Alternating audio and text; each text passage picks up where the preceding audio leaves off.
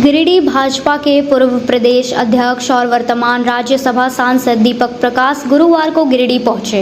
इस दौरान इन्होंने परिषदन भवन में एक प्रेस वार्ता किया। प्रेस वार्ता का मुख्य उद्देश्य प्रधानमंत्री नरेंद्र मोदी के 11 साल के कार्यकाल को पूरा करने पर आधारित था। इस मौके पर नरेंद्र मोदी के 11 साल के कार्यकाल को दीपक प्रकाश ने सेवा, सुशासन और गरीब कल्याण का बताया। कहा कि भाजपा की सरकार नरेंद्र मोदी के नेतृत्व में जब वर्ष 2014 में सत्ता संभाली तो विकास और विरासत दोनों को आगे बढ़ाने का काम किया। विकास को लेकर प्रधानमंत्री ने गरीब किसान, महिला, युवा और यहाँ के छोटे छोटे कारीगरों के लिए कई विकास के काम किए। आयुष्मान भारत योजना, उज्ज्वला योजना, किसान समृद्धि योजना, राशन वितरण, विश्वकर्मा योजना जैसे कई योजनाओं को चलाकर देशवासियों को आच्छादित करने का काम किया। वहीं विरासत के तौर पर राम मंदिर का निर्माण किया गया। आने वाले समय में सीतामढ़ी में भी भव्य राम मंदिर बनाया जाएगा। कहा कि चारों धाम को सड़क से जोड़ने के लिए काम किया जा रहा है। कहा कि शिक्षा, स्वास्थ्य और इंफ्रास्ट्रक्चर के माध्यम में कई काम किए गए। प्रेस वार्ता के दौरान झारखंड के हेमंत सोरेन नेतृत्व वाली गठबंधन सरकार को घेरते हुए दीपक प्रकाश ने जमकर हमला बोला। कहा कि हेमंत सोरेन की सरकार भ्रष्टाचार में चूर है। झारखंड का विकास रुका हुआ है। गिरिडीह में पानी और बिजली की घोर समस्या है। भीषण गर्मी में लोग पानी के लिए परेशान हैं। इतनी समस्या के बावजूद यहाँ की सरकार और मंत्री चुप बैठे हुए हैं। मौके पर मीडिया सह प्रभारी योगेंद्र प्रसाद, जिला अध्यक्ष महादेव दुबे, जमुआ विधायक डॉक्टर मंजू कुमारी, पूर्व विधायक जयप्रकाश वर्मा, प्रदेश कार्य समिति के सदस्य सुरेश साव, चुन्नूकांत, प्रकाश सेठ, महेंद्र वर्मा, नवीन सिन्हा, श्याम प्रसाद, मुकेश जलान, हरिंद्र सिंह बग्गा, राजेश जायसवाल, संत कुमार लल्लू, संजीत सिंह पप्पू, पूर्व जिला अध्यक्ष यदुनंदन पाठक, सुभाष सिन्हा, दीपक भारती, अरुण हाजरा, मिथुन चंद्रवंशी, जयशंकर सिन्हा सहित कई भाजपाई मौजूद थे। जी, सबसे पहले गिरिडीह जिला के लोकतंत्र के प्रहरी, लोकतंत्र के चौथे स्तंभ और लोकतांत्रिक मूल्यों की रक्षा के साथ जन मुद्दे को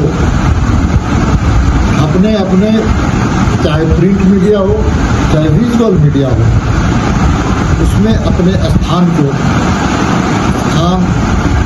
और विचारों को रखने के लिए मैं आपको दिल की गहराई से आपका अभिनंदन करना चाहता हूँ, बधाई देना चाहता हूँ। चाहे प्रिंट मीडिया के लोग आए हों चाहे विजुअल मीडिया के लोग आए हों। आज के प्रेस कॉन्फ्रेंस का सीधा और सीधा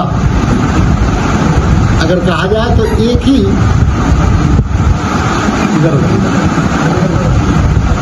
ही उद्देश्य, एक ही लक्ष्य है और वो क्या है कि नरेंद्र मोदी जी की सरकार 11 वर्ष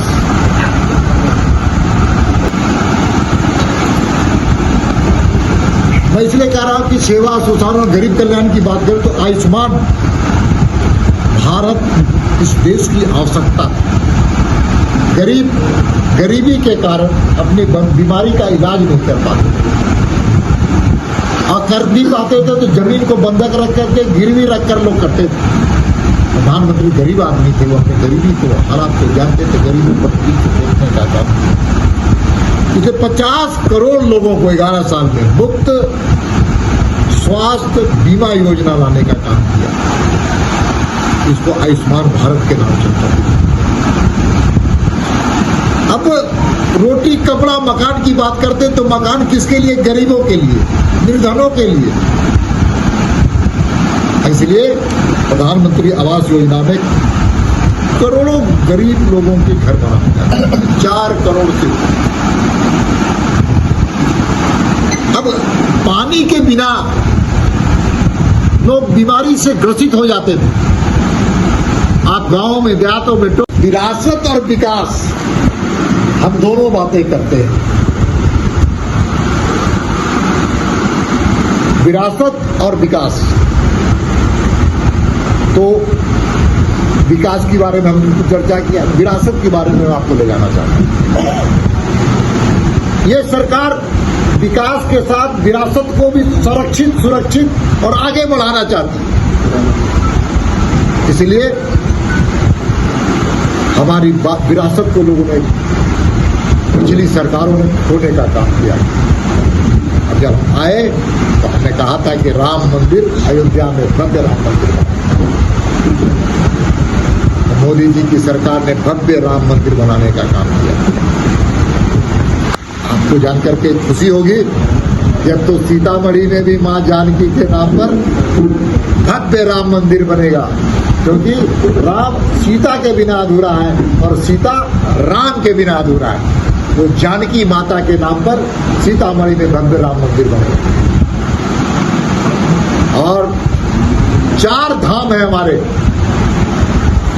चारों धाम की कनेक्टिविटी रोड के माध्यम से एक करने के लिए 900 किलोमीटर का राजमार्ग भी हम सब लोग भारत की सरकार बनाना है।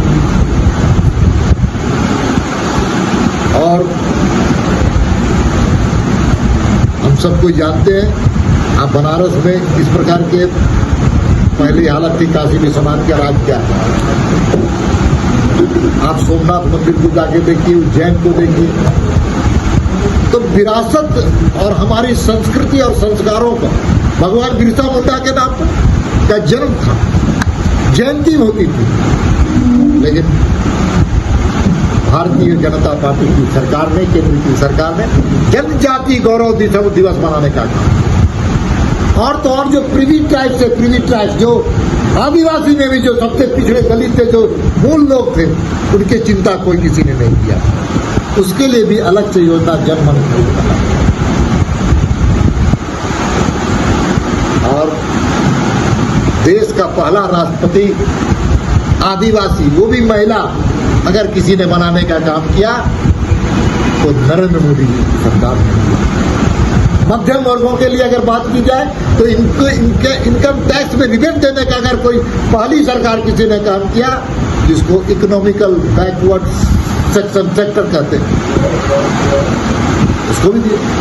पिछड़े वर्गों में सबसे ज्यादा पिछड़ा दलित और आदिवासी अगर पहला बार किसी मंत्रिमंडल में सबसे ज्यादा अधिकार पा करके काम कर रहा है तो मोदी की सरकार, नेहरू की सरकार थी, राजीव गांधी की सरकार, मनमोहन सिंह की सरकार थी, या किसी की पिछले सरकार। सबसे ज्यादा मंत्रिमंडल में हिस्सेदारी दलित, आदिवासी और ओबीसी समाज। पिछड़े समाज को 10% पिछड़े समाज के लिए जो संवैधानिक व्यवस्था थी, पिछड़ा आयोग, उसको कांग्रेस की सरकार ने अधिकार संपन्न नहीं बनाया, लेकिन मोदी जी की सरकार आई तो संवैधानिक दर्जा देने का काम किया। पिछड़ा आयोग की चिंता, अगर पिछड़े समाज की चिंता अगर किसी ने किया तो मोदी जी की सरकार ने किया, और पिछड़ा आयोग गठित करने का काम।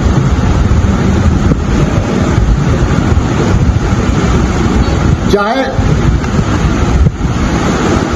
पूंजी निवेश दुनिया के अंदर से भारत में पूंजी निवेश, उसमें भी हम सबसे बेटर, हम आंकड़े भी मेरे पास। और तो और आपको अच्छा लगेगा सुनकर के कि रक्षा का जो मामला है, डिफेंस का, पिछली सरकारों में डिफेंस के मामले में, डिफेंस के खरीद में सबसे ज्यादा भ्रष्टाचार था। उसको भ्रष्टाचार से मुक्त करके आत्मनिर्भर 5000 ऐसे समाज जो सैन्य कर्मियों के काम में लगते हैं, उपकरण में काम आते हुए, उसको भारत में बनाने का काम किया। आपको जानकर आश्चर्य होगा कि 2013-14 में जो सेना के उपकरण जो विदेश में निर्यात किए जाते थे, मात्र 1500 करोड़, 1527 करोड़। और आज भारत अपने सैनिकों के लिए तो आत्मनिर्भर बना ही है, विदेशों में भी हम सैन्य उपकरणों को भेजने का काम किया। पहले 1500 करोड़, अब 27,000 करोड़। अब तो और बिक्री होगा, जिस प्रकार की आपने देखा होगा सिंदूर ऑपरेशन में भारत के मान सम्मान को बढ़ाने का काम। मोदी है तो सब सुरक्षित, ये भाव